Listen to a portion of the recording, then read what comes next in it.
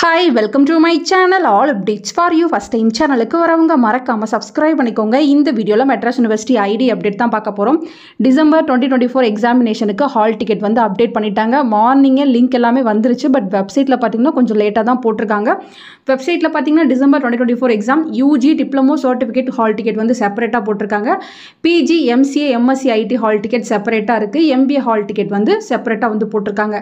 யார் எந்தெந்த கேட்டகரிக்குள்ள வரீங்களோ நீங்க வந்து அதை கிளிக் பண்ணி உள்ள போங்க. உள்ள போனதும் பாத்தீங்கன்னா உங்ககிட்ட என்ரோல்மெண்ட் நம்பர் கேட்கும்.